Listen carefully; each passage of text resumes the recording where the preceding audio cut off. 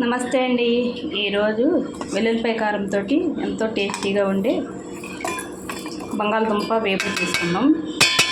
Mixie వేసుకొని ఉంచుకొని ఇప్పుడు చూద్దాం. వీడియో ఇదిగోనండి, ఈ విధంగా పట్టుకోవాలండి.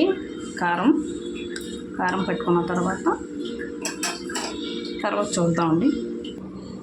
వెల్లుల్లిపాయ కారంతో ఎంతో టేస్టీగా ఉండే బంగాళదుంపలు ఎప్పుడు చేయడానికి ముందుగా కడాయి పెట్టి నూనె వేసుకొని తాలింపు దినుసులు వేసుకున్నానండి. వేసుకుని ఎండుమిర్చి, కరివేపాకు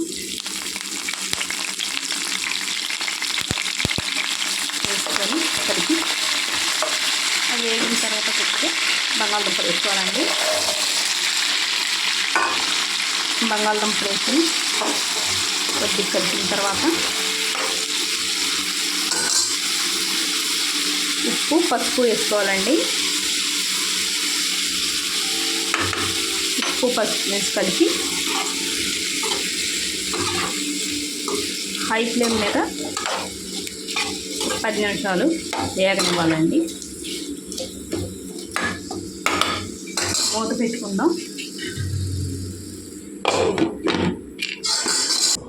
ఎంతవరకు వచ్చిందో చూద్దామండి. అయిపోవచ్చిందండి.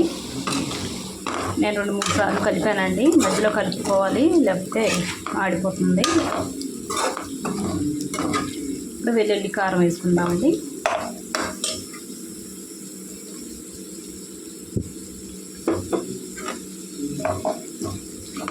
ఇది వేసి బాగా కలుపుకోవాలండి. కలిపిన తర్వాత చూపిస్తాను. ఇదిగోనండి, కలిపిస్తాను. వేసి వెల్లుల్లి కారం వేసి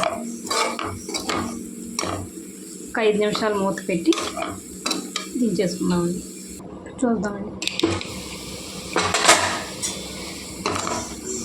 ఎంతో ముఘమలాడి వెల్లుల్లి కారంతో బంగాళదుంపలు వేపు అయిపోయిందండి.